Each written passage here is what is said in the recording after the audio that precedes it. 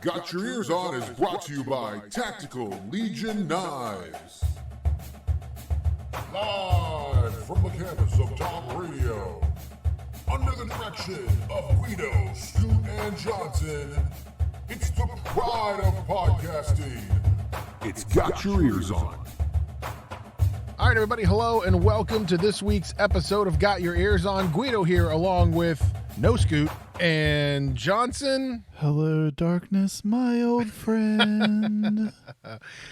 Scoot is missing this week in action, but as we said, this March Madness, we have Brent Solheim joining us again. Brent, thanks for being back in the studio. Thank you. It's good to be here, but depressing as well. Yes. Under bad circumstances. Wish it was under better circumstances. So I guess we'll jump right into it, and just WVU drops in the round of 32 to Syracuse, 75-72 in a tough loss. After, the Morehead State game, Huggins gets his 900th win. WVU starts off really slow in the first half against Morehead State, and then comes alive in the second half. And it's the WVU that we have seen, flashes of all season, where they played really well. The ball movement was good. They were still allowing points in the paint, but at less of a clip during the Morehead State game. And so, that game felt good. I finished Friday night, and I was like, hey, it's almost 1 a.m, which is ridiculous to have to stay up this late and watch it. I mean, Brent, did you make it that late? I did. I was actually planning on taking a nap after work, but I didn't get around to it. But, it's March Madness. It's the best, at least to me, the best sporting time of the year. Not hard to stay up. If that was a regular season game, there's no way I'm watching it. But Midnight Mountaineer.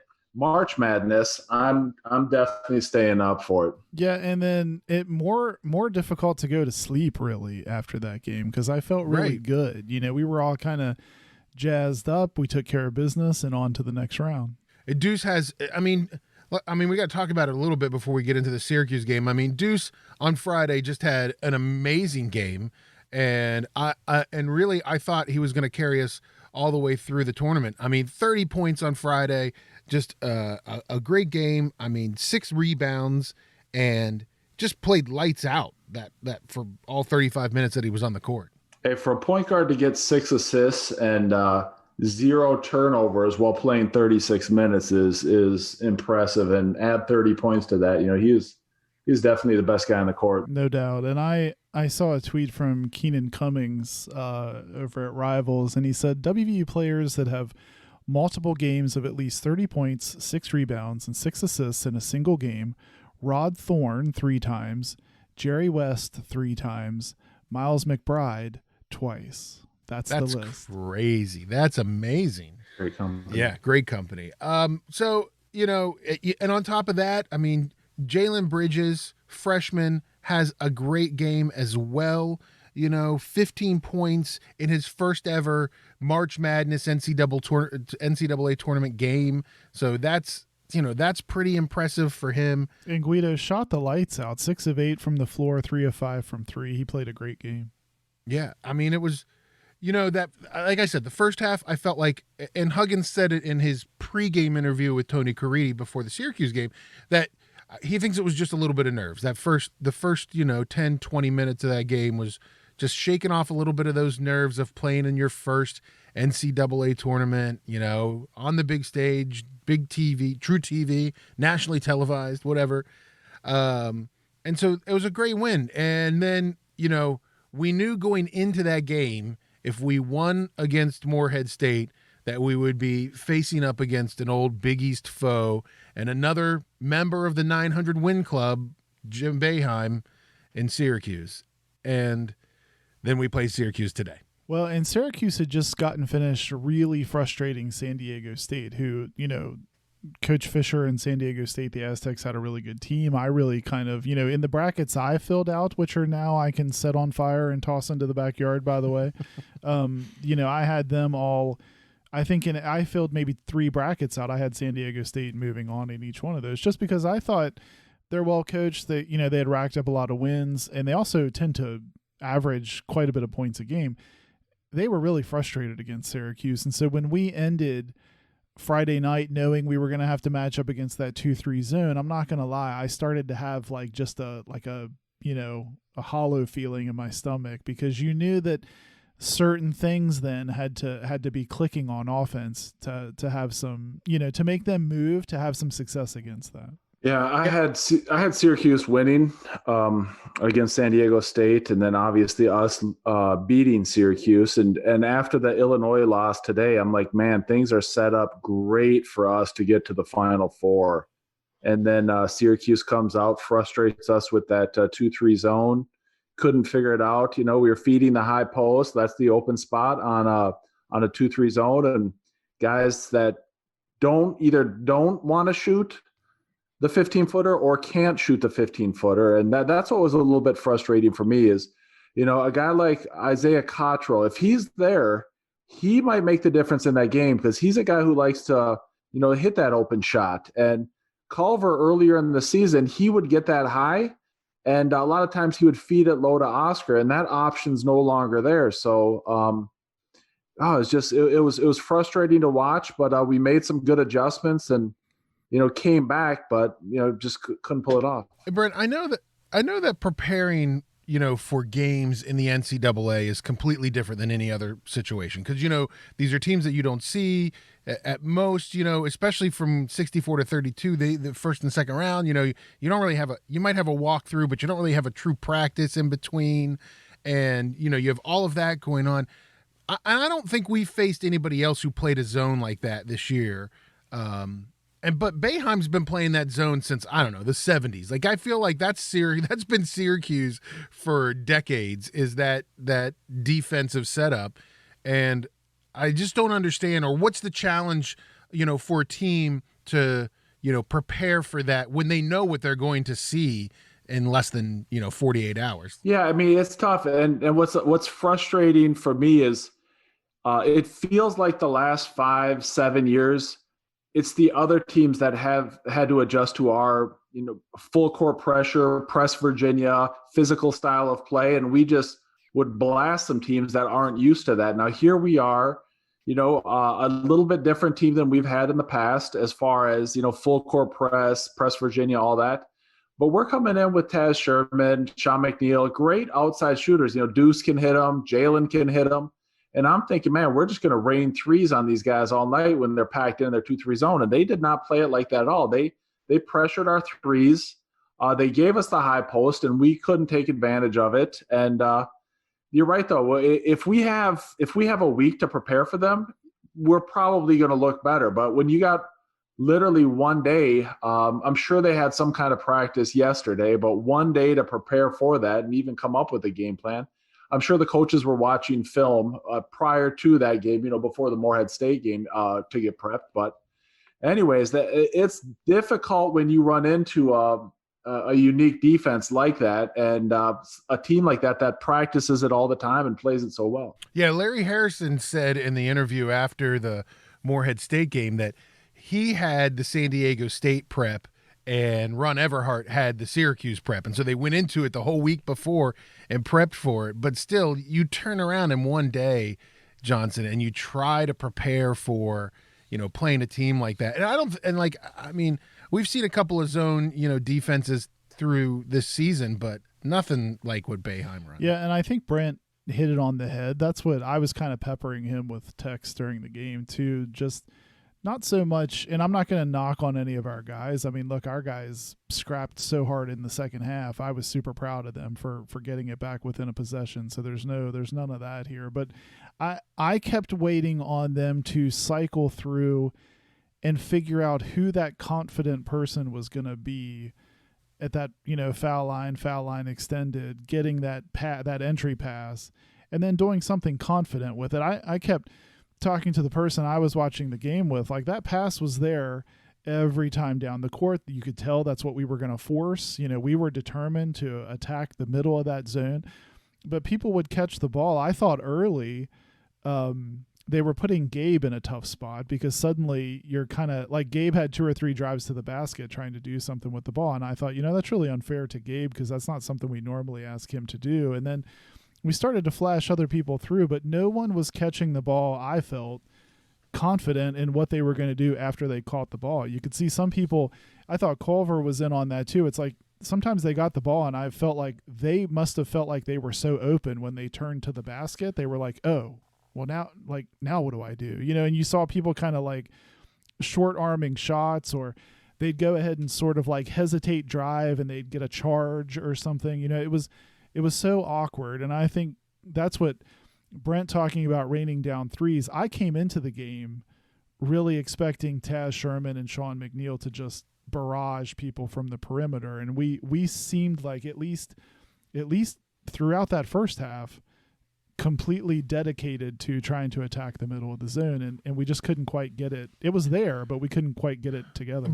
And I agree, but I think where I'm confused in this game, and Brent, maybe you can shed some light on it, maybe it's something that I missed, but I thought that's what we would start to attack the middle of the zone, but then Derek only played 20 minutes, and it's not like he was in foul trouble. He only had 2 fouls. Gabe played 5 minutes more than he usually plays. He played almost 20 minutes. So it was kind of I was surprised at how much that we saw Gabe in the game. Like, I get it, like down the stretch when we put him in for defensive reasons, but I mean, there were very, very rarely this season have we seen them feed the ball to Gabe in the block for shots, and that's what happened multiple times tonight. I was getting frustrated a little bit watching it, and we started out going inside to Derek early, and he was not effective. When he was on the bench, I felt like we were a better team. So, that's tough for Hugs to take, and an all-conference type player with Derek Culver and, put him on the bench because we're playing better without him. But I felt that was the case. We were trying to force it into him. And a lot of the times when you're playing an inside-out game, you pass it inside, the outside defenders collapse to help out, then you kick it out, then you get your open three-point shots. But, Culver was getting the ball, had some awkward moves on the inside, was getting his shot blocked, was turning the ball over, forcing passes. And I felt like we were better with Gabe on the court, even without his scoring. Yeah. And it was a situation there tonight where I felt like nobody could get it started. I mean, even there were points in the game where I thought, man, Taz has got open shots. He's passing off the ball. Like, it just felt like, I don't know if they were so confused by or just thrown off by this defense, but it really showed tonight. Yeah, and I think thankfully, I bet if you compared first half stats and second half stats, I don't have it broken out in front of me like that. It had to be a drastic change, because I felt like in the second half when we did start taking confident shots, when we did start heating up, Sean McNeil started making threes from like Upshur County. We really started to get back in the game. I think Taz specifically, you brought Taz up. I think he's probably frustrated because for him, now he still had 11 points, but I think for Taz, he'd probably like to have a couple of those shots back. But I thought he did a great job creating movement. Like, he had a couple terrific drives to the basket, trying to make the zone move and try to get guys out of position. So I just think overall that first half was just maddening, not only at us not being able to get anything to go down, but to Scoot. Scoot and I were texting back and forth, Guido, on our text thread, and one of Scoot's comments was, well, look, there's no way they're going to keep up this pace on 3-point shooting. Well, they did. It got worse. Guess what? It got worse. They ended up the game 45% from 3, which just seems crazy. Now we actually ended 42%, because I think, we were leaning on it pretty hard on the 3-point shot later in the game. But I think whenever they needed that big shot, we would cut it to 2 or tie it up. We hit a big 3 to tie it at one point. They immediately took the lead back out to 6. I mean, it was like anytime they needed that basket, man, they got one. And it's weird because, Buddy Boeheim went 6 for 13 for 3, but Sean McNeil went 7 for 13. So Sean McNeil shot threes better, but it just felt like Buddy was hitting those threes at the right time. Like, those were it was right at a good momentum shift. When he hit those threes, it felt like the hoop was 6 feet wide. Like, he could, I mean, it it's one of those situations where, you know, I don't know how you combat against that. I mean, and on top of everything else, I mean, we only shot 26 3-point attempts. They shot 31 3-point attempts. They were 14 for 31. And they, you know, and between him and what's the other guy's name? 11, Gerard. Yes. You know, they just shot lights out. Yeah, and Brent, the other thing too, I thought, you know, as hard as we scrapped back in it, really turning up the defensive pressure affected them way more than I thought. You know, there was a time maybe around 4 or 5 minutes left. They literally couldn't get the ball inbounded, and I really thought we were going to be able to use that to bring it all the way back. And right before we started the show, Guido and I were kind of talking about this last foul that was called on Kedrian, you know, where two guys are going for the ball. I'm not saying, like, I didn't leave the game thinking about that call, but in the moment when they called that foul on Kedrian, it was more disgusted that they sent Buddy to the line when, you know, he's such a good foul shooter. But Right. in the moment, I thought, oh, you can't call that right there. You know, like, just make it a no call. Not that you know, there was plenty of contact and I can see why it was called, but I just thought, oh, don't call that right there. Let's not end it this way. Yeah, I agree. On the replay with slow-mo, it did look like Buddy caught it first, and then Kedrian made some contact. And, you know, as much grief as everyone gives referees, a lot of the time they get it right in those split seconds. I think that was the right call at the time, even though I don't want it to be. But they it's tough when it comes down to that, though.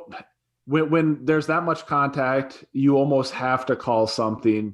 You know, a lot of the times that people say let the players decide, but when there's that much contact, there almost has to be some type a whistle blown and some type of call. And I bring that up too because I think generally speaking, Guido, this was a pretty well refereed game. I didn't spend, you know, I genuinely spend some portion of the game really complaining about referees. I don't really feel like I did that this game. Well, and I think I agree. And I think that a lot of the time it's hard as a fan not to think that, like, every foul that they call is ticky-tack. Like, I feel like there are times where, you know, especially when you're into the game and it's a close game and you don't want the officials to be the ones that, you know, dictate the momentum or the shifting of the game, and you get frustrated by, oh, that's a ticky-tack call. Why they, you know, let them play.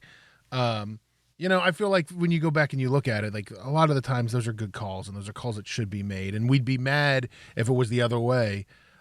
So, you know, it's hard. And it's one of those situations, Brent, where it's like, you know, this is a team that I'm not going to, I said earlier to Johnson before we got on, but I'm going to take it back what I said, which is I said, this team was as good as the 2010 team. And I don't know if that's true. I think that 2010 team was phenomenal. And there was that, you know, I think this team was as good as, and I'll bring it up, the 2016 team, if not better than the 2016 team.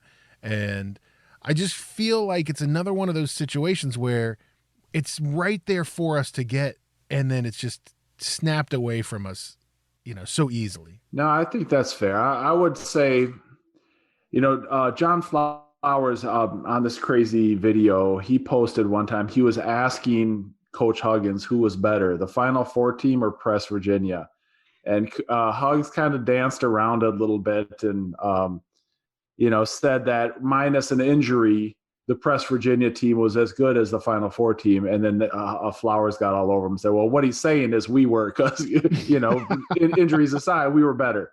Right. I don't think this team is as good as the Final Four team because they just had so many weapons. But I think it's comparable to the Press Virginia team that, you know, did not make it. Where did we make it? The Elite Eight, I think, and then lost to Gonzaga. Is that right? Yeah. I think it's they're talent-wise. I think we're comparable to them. You know, you got Deuce and the Bulldog. Well, why can't Javon Carter? You know, it's somewhat comparable. You know, Javon a little bit better defense. Miles probably a little bit better offensively. Anyways, you know, we got Culver, we got some great shooters. I would compare them more to Press Virginia, although the styles were different than I would the Final Four team. Guido, I think you're compelled to say that, though, because the shooting abilities on this team were so enticing for a change, you know, and I think tonight is one of those conversations where we kind of knew the defense of this team could be like, I don't want to say an Achilles heel, but kind of a weakness if things didn't go our way. And I kind of think that's what we saw tonight. I mean, Syracuse took advantage of, their ability to shoot and our ability to not always, be running people off the 3-point line. So, but all in all, I think I hate it for this team just because I felt like the potential was through the roof, and I thought the bracket shaped up to really be advantageous for us. So it's a tough loss. I always feel like like I want to go just jump off the roof after a regular normal season so this always hits so much harder, and we're in the moment talking about it, and it just feels bad. But I'm also kind of hoping, and I think we'll probably talk about this after the break, is, if you want to look at the bright side, there's a lot coming back to this team, and there's a lot to look forward to, I think. Well, and I think, and I'll go back to your bracket thing, because I think that's the thing for me that kind of sets me on edge the most out of everything else, is that, we were given a gift at a 3, meaning I think all of us the week going in after the loss to Oklahoma State in the Big 12 tournament, like we were all thinking, okay, it's a 4. We're a 4. I hope we don't slide to 5, but we're a solid 4. And then we get this 3 that I think most people were shocked about, and I get it. Our wins, I mean, those road wins were good. I understand how the committee sort of makes that selection. But on top of being a 3, we also then get put in this bracket, which is of all of the east, west, south, east, west, all the parts of the bracket. Like I was like, oh, this is great. Like it's a gift, for us to have this line to at least the Elite 8 that looked pretty solid. And then I'm watching basketball today, and Sister Jean and her, crew there knock off Illinois, and I'm like, oh my gosh, like this could be another Final Four year. Like, look at this path to the bracket. I mean, Houston's going to end up winning against Rutgers, but we got this path to the bracket, and then it's freaking Syracuse stops us in our tracks, and I think that for me is what just like makes me want to throw my phone across the room. It's definitely a missed opportunity. I could not agree more with the way the bracket was set up with the Illinois loss. I mean, perfect opportunity, and we just couldn't take advantage of it. But to pile on what Scott said, like, I feel like I just lost that, like I lost the game. Like this is probably maybe the first time since I played that I was like, we're in the locker room after the game and everyone's just down, and it feels like us 3 we're there and we're part of it. Well, we say that because like every time when this happens, it's like, oh, now we've got a podcast that we have to do for 5 months before football starts. What are we going to talk about? Like, yeah, and hey, let's talk about what kicker they recruited this year. Let's see if we can get him on the show. When Johnson texted me and said, "Hey, we're going to do one," I was like, "Oh man, this is like talking to the reporters after you lose," Right. Too funny. Yeah, so, I mean, the only thing that could have made it worse is if Rutgers had beat Houston. Houston ended up holding off Rutgers, so Houston now will face Syracuse in the Sweet 16. But if Rutgers had won that game, I would have been done with it. I would have been like, no more. And I feel too like, and then we can move on, but I feel too like just the fact that it's Syracuse, I almost feel like after we lost the Pinstripe Bowl, it's like, ugh, these guys. Right. Why does it have to be these guys? That's part of it too. I was amped up to play Syracuse, and I think that makes it even a little bit more painful for me. Yeah, absolutely. Well, listen, let's take a quick break. We're going to come back and talk about what is the future of this WVU basketball team, what will happen next. So don't go anywhere. You're listening to Got Your Eers On. Vortec Knives is a West Virginia owned and operated company specializing in high quality steel, fast opening, everyday carrying knives. If you go to vortechknives.com today and use the code GYEO, you get a 25% discount on your entire order. That's Vortek, VORTEK knives.com, a West Virginia owned and operated company specializing in fast opening, high quality, everyday carry knives. Vortech Knives.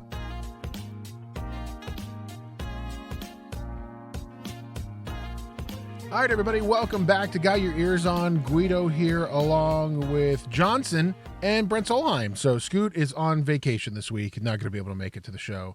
He is traveling to the wonderful city of Columbus, Ohio. So don't forget, you can look for us on Instagram and Twitter. You can find us on there at Got Your Ears. Also search for us on Facebook, Got Your Ears On. We're on all the social medias, so find us there. So guys, season's over. This is the toughest part about the NCAA tournament. Unlike football where there's a bowl game and you know it's going to happen and after that game, it's over, and it's all scheduled weeks in advance and you can mentally prepare yourself. Basketball, on the other hand, is the complete opposite 90% of the time, and especially if you're a team like ours where you don't know when it's going to happen. It's going to happen and it's going to be a heartbreaker and it's going to kill you. So now we've lost in the second round, the round of 32 for the NCAAs. No more basketball for us this year, so we have to start thinking about next year. And nobody loses eligibility this year. So technically, even though Taz and Gabe Osaboyan are seniors, they still retain a year of eligibility and can come back. And then everybody else already had eligibility. What does this team, or what's the potential of this team next year? Well, I think it's interesting that really it's those two names, right? That it's interesting to try and picture the team without them, and it's exciting to think of the team with them back, because I think we saw tonight the effect that Gabe had. It's so funny to me, and we've talked about this all season, and we talked about it a bit last season, how much of an impact Gabe has for someone that really doesn't average a bucket. I mean, I think tonight he had at one point 0 points, 8 rebounds, and I don't know how many assists he had, but he impacts the game with his defense, with his effort, with his rebounding. So, and I think when you think about Taz, he's been, to me, like the other half of that Sean McNeil coin, if you want to try to D up and lock down Sean McNeil, well, Hugs, like he did tonight, there's a lot of times where he'll just put them both in the lineup, and it's kind of like a pick your poison. We always have an option too, even if Deuce isn't hitting shots. So to me, I'd love to see them both come back. I think that would be super exciting, and I think the expectations would be even higher than they were this season. All right, so I'm going to play a little bit of a devil's advocate here. So I'm just looking at the team of who's going to be coming back. Sean McNeil, he gets 36 minutes. He shot 15 times today. In my opinion, he's absolutely coming back, unless if a Kentucky or someone like that where he grew up, offered him or whatever. Emmett Matthews, this is his third year. I was expecting more from him. I'm a little bit on the fence about him possibly leaving. Miles McBride, he's the man on this team. He's not going anywhere unless if people, get in his ear and tell him he can play in the NBA. Taz Sherman, now there's a guy that, kind of reminds me a little bit of Beetle Bolden. And Beetle obviously ended up transferring, but Beetle was, the go-to guy when he transferred. But Taz is coming off the bench. He gets a lot of looks. But if Sean comes back next year, does Taz start? Do you start Taz, Miles, and Sean and go really little? I don't think you do. No. So I would put most of my money on Taz entering the portal next year and then looking to have a really big year and then, play professionally after that. Now, Brent, I know it's changed since you played, but at the end of a season, when a season ends, what is the process where a player starts to look at other teams? We have this transfer portal system now where they put their names out there, but what for a player, what is it that they go, hey, I think I need to look to transfer and go somewhere else? I mean, I don't know. I'll just speak for myself here. My freshman year, you're 900 miles from home. you come to campus, you don't know anyone, but you're immediate friends with the team. If the University of Minnesota or University of Wisconsin would have said, "Hey, we'll put you on scholarship," I probably, would have thought long and hard and talked to my parents about, "Hey, should I move closer?" They didn't. Obviously, I'm glad I didn't. Everything worked out, but I think homesick plays a part of it. I think one other thing too is every person on the WVU team, everyone that plays Division I basketball, their whole life revolves around basketball. So if you're coming off the bench or if you're not getting the minutes that you think you should, I think that's probably the number one driver, because a lot of these guys, their whole self-worth is wrapped up in their ability to play basketball. And that's what they're known for. And without it, what are they? Obviously there's a lot more to everyone than just the game of basketball, but some people get so wrapped up in it that they need to be the star. And if they're not, or if they're not going to be the chance to be the star, then they're going to go somewhere else. Well, and I think that's what plays into it for me. And I mean, I think it would be naive for any of us WVU fans to think, hey, this team stays 100% intact into next season. There is going to be a situation where somebody's going to enter the transfer portal, if it's not to be closer to home or to be at a school where they, like Beetle, you get more playing time when you go to Alabama, whatever that might be. But I look at this team next year and I'm like, I can tell you right now what I think the starting five is probably going to look like, which is going to be Deuce if he stays and doesn't go pro, which he's not ready to go pro. And I know somebody's going to try to get in his ear about it, but he needs one more year. It's going to be McNeil. It's going to be Culver. And then I truly believe that it's going to be JB and Isaiah Cottrell coming back off of his injury. And that's your starting five next year. So then you look at a guy like Emmett Matthews, who I love and I would not want to see leave, but does he have a better chance to go find another Power 5 school that maybe struggled this year? Alabama didn't struggle this year, but kind of Beetle found a school that he knew he was going to go to and get way more playing time than if he stayed at WVU. And so that's where I look at Emmett Johnson and I go, I'm not maybe the portal is where he ends up. And I would hate that. Honestly, I would really hate that. I think Emmett's a great guy. I think he's been a great player on this team, and I think he's been a great, what am I trying to say? A great morale guy, a great, morale booster team guy. I think he's one of those guys you want to have on the team. So I would hate that. I think the only thing that makes me lean to the possibility is what was said about the closer to home comment, for example. We know Emmett's from Tacoma. So if anything, that would, it wouldn't, to me, it's not out of the realm of possibilities that if he does see some maybe hedging on the time he was going to get on the floor, then it wouldn't be out of the realm of possibilities. Maybe that, somebody out West, were to pick him up. I would hate that though. Hopefully that doesn't happen. Yeah, he's been here for 3 years, so that homesickness should be about wrapped out by now. And Morgantown may be more home to him now than Tacoma. I know I certainly felt that after 3 years. One other thing about Emmett though, I'm pretty sure he dates a senior on the gymnastics team, so she's going to be out of here next year. So that might be incentive for him to leave.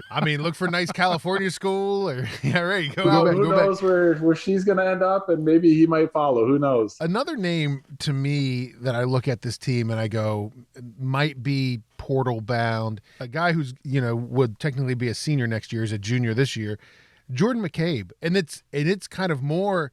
It's even more like the Beetle Bolden situation in a lot of ways, because Jordan is a really good ball handler, has a lot to offer a lot of schools, just doesn't necessarily fit into this system right now. And I look at it and go, well, he could go, and I don't know what school, but he could go to a school where he will start, and there's a lot of schools where he would start, D1 schools where he would start.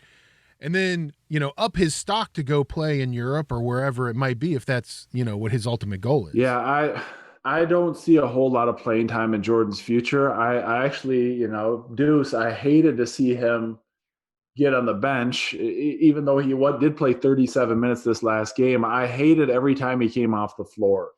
Kedrian Johnson, way better athlete than Jordan. I see him being a lot better next year in every part of his game, except for maybe defense, because I think he's a strong, super strong defender, the kind of defender that Huggs likes. Right. So if he understands the offensive sets more and becomes a better scorer, I don't see a whole lot of playing time for Jordan. So unless he's going to just be the guy who accepts his role as, ninth or 10th man and wants to focus on, what he's going to do post-college basketball, whether that be, something with social media or something like that. I don't know. I see him coming back and finishing his career here. That's what my gut tells me. And I think it's interesting because you're talking about a player who is not even 2 years from being, a starting five player every game. Like he was starting in 2019, he was starting five every game.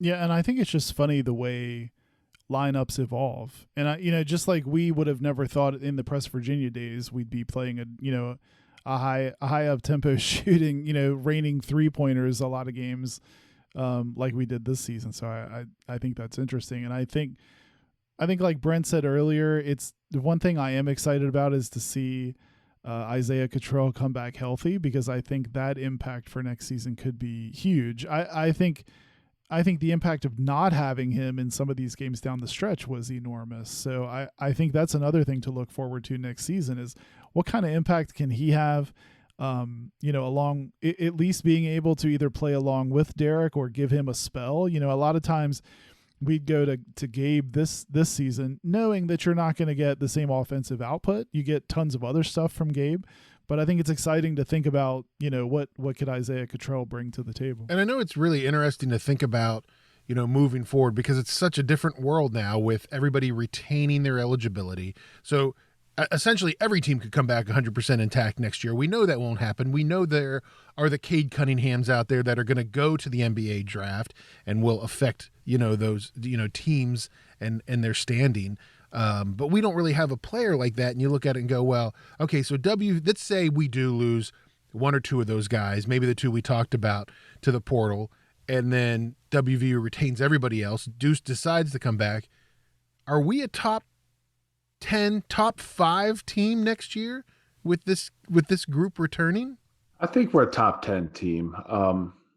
To jump into the top 5 might be a little bit of a stretch. I think we would start the season top 10, and if we rattle off, 5, 6, 7, 8 games to start off the season, then you might see us move up into the top 5. But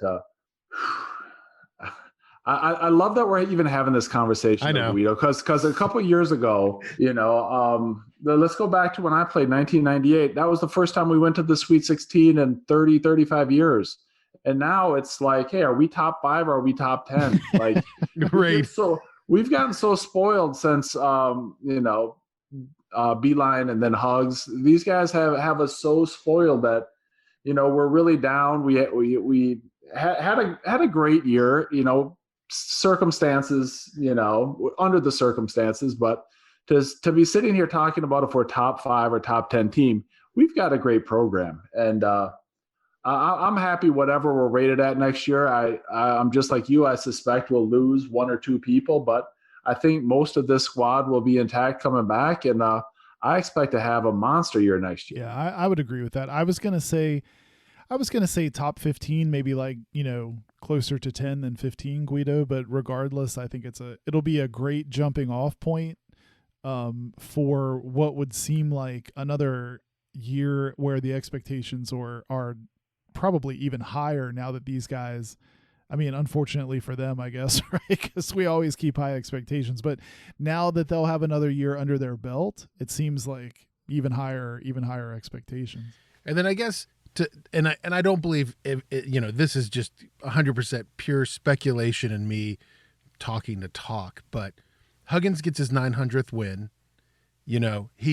He's WVU coach for life, and we all know that. Like, that's his deal. Like, they're going to let him coach till however long he wants to coach, and then they're going to let him be whatever, coach emeritus. But when do we start talking about? Because Shane Lyons, Brent, has a list on his desk right now. It's in a drawer. It's under a couple pieces of paper, but there's a list of guys who would be the next head coach at WVU.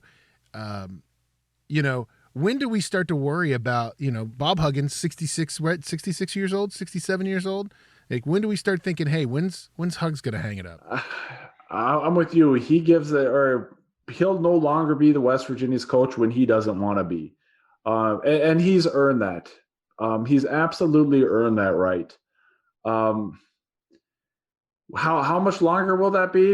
I would say I would give him till probably 70. I can't imagine him coaching beyond 70. Maybe he would still want to, but so we're talking 4 more years. So that list, once he decides to hang it up, is not going to be a super big list. But you're right, Shane Lyons, he's not doing his job if he doesn't have a list of people that that he can at least call immediately and interview. And that list has got to be Joe Mazzulla, assistant coach for the Boston Celtics. It's got to be Zach Spiker, Morgantown native. And, there's a list of West Virginia people. But, if you look at the football hire, Brown was not a West Virginia guy at all. So no. I'm confident that Shane Lyons would bring in a great coach, whether it be someone who has West Virginia ties or not. Right. I mean, that next coach, it's not going to be a situation where it's a guy off the street. I mean, it's going to be a proven coach. We're not a blue blood program, but we're not out that far outside of that ring, I guess. No, it's this would be the kind of job. Yeah, it's not Kentucky, it's not Duke, but it's certainly not a stopover job either to bigger and better things. Right. Is it a better program than Michigan? Beeline left Michigan from West Virginia. I don't know. Michigan might have more history, but we're certainly a big time program now, and this should not be someone that's looking to use this to jump off to something bigger, because the facilities West Virginia has. Maybe not the media, because we don't have the major cities right here, but this is a tough program to beat. And if you win here, you're a hero, and you're not looking to get fired immediately like some of the other programs, like in Indiana or some of these other programs that have unrealistic expectations that have won in the past. Yeah, Brent, I agree.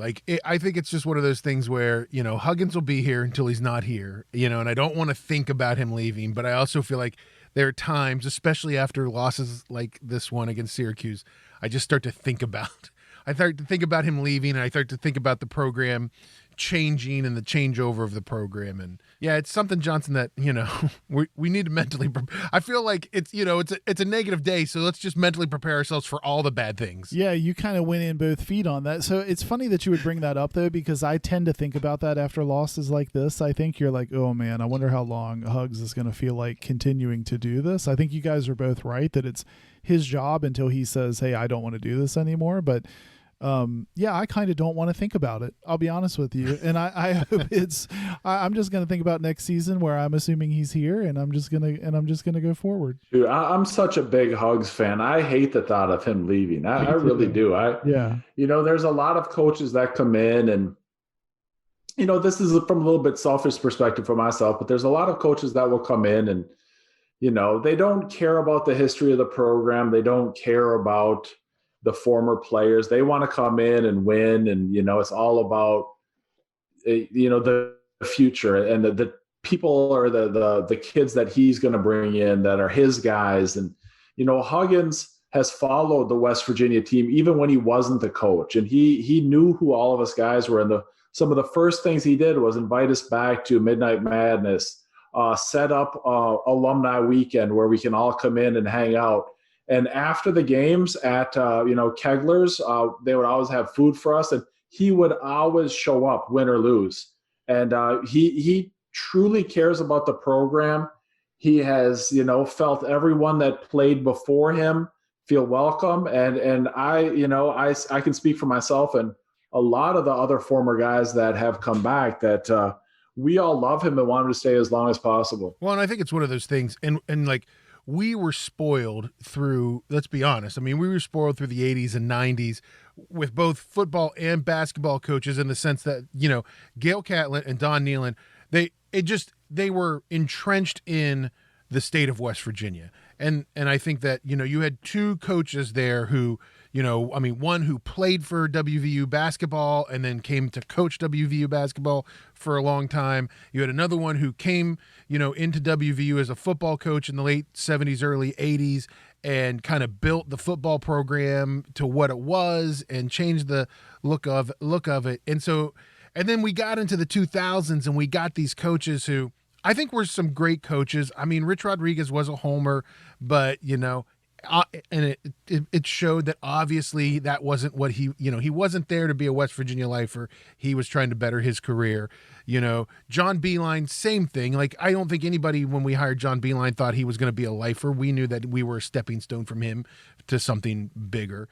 And then I don't even want to talk about Dana Holgerson, but that's another conversation. But so now, it's one of those things where, as West Virginians, and Brent, now that you've been in the state for 30 years too, this, like, it's one of those things where it's just like, we associate ourselves so much with the school and the people who lead the school that it's like somebody like Huggins, who is West Virginia through and through and always will be.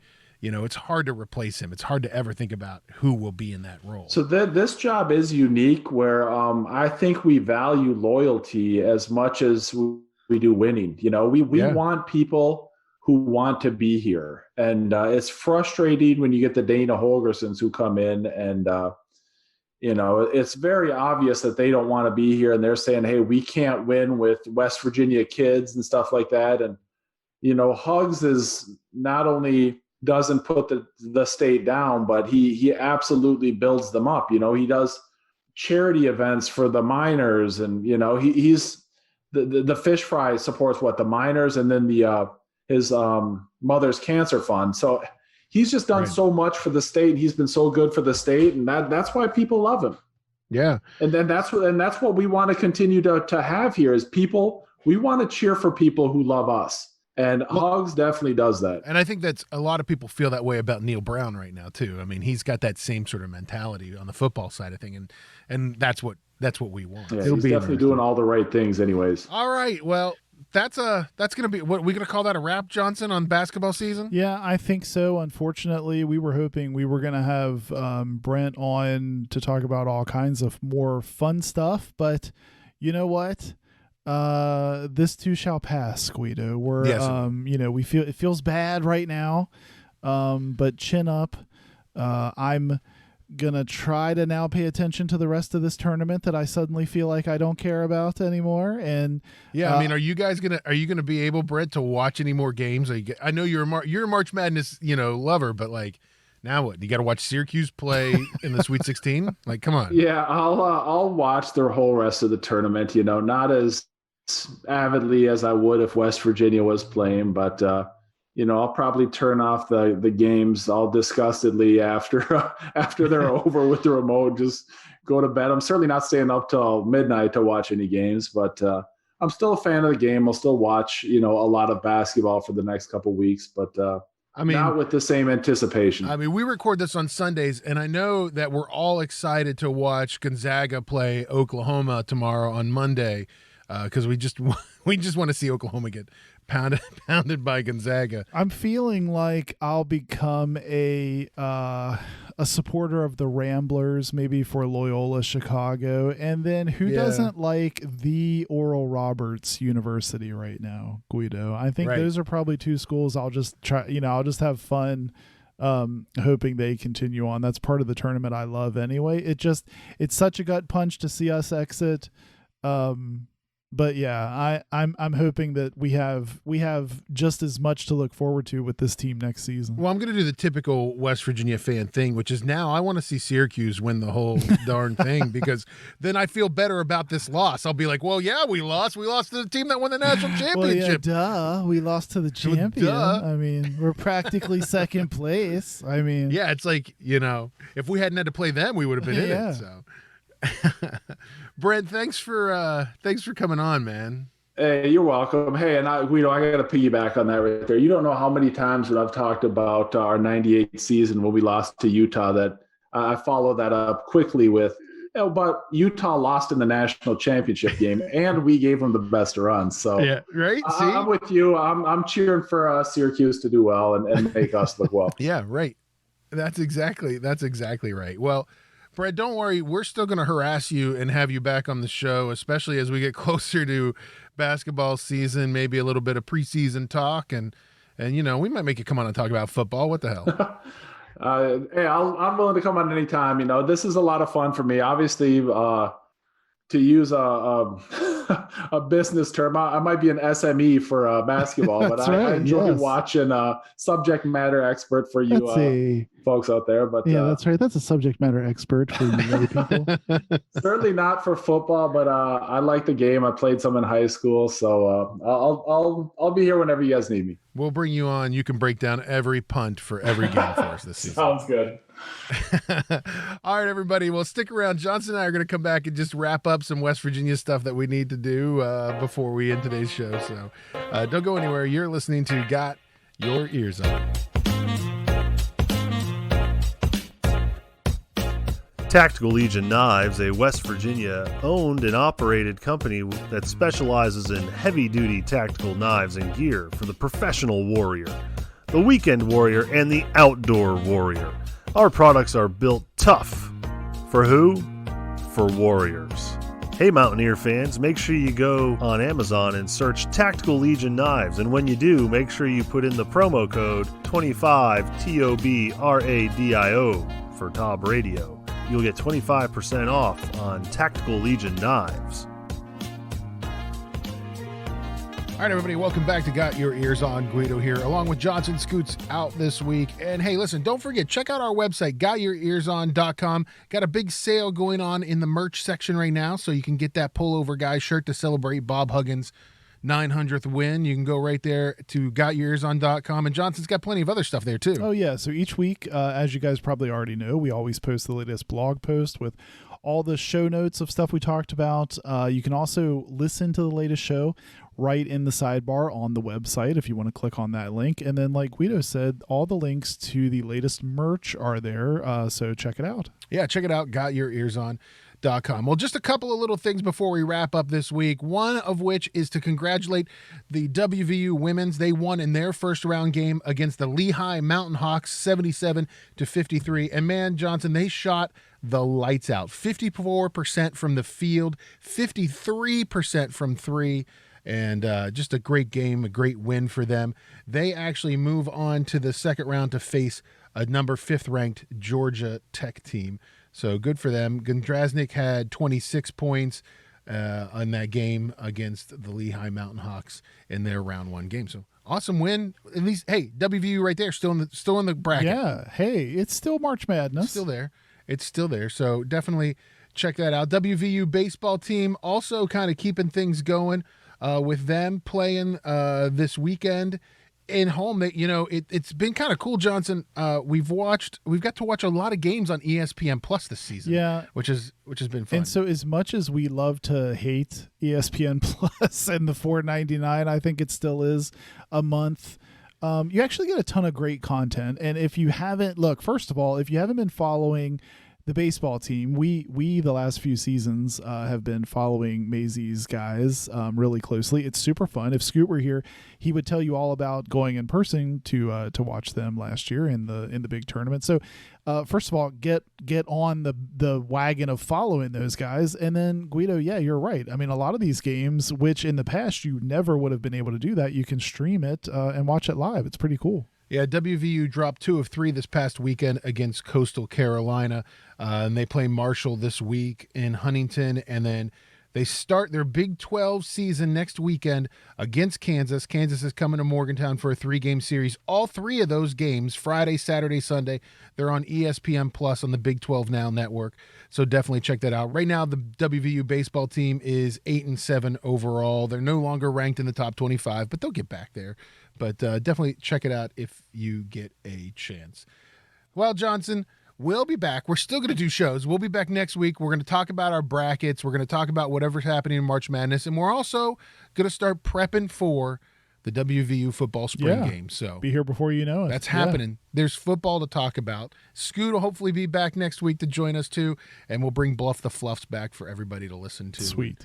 And see who knows more. You guys are tied up now. Yeah, so, it's you know. knotted up. Make sure you check that out. Thanks, everybody, for downloading. Don't forget to like, share, and subscribe. You can find us on Instagram and Twitter at Got Your Ears, and also look for us on Facebook, Got Your Ears On, as well as our website, like we talked about, gotyourearson.com.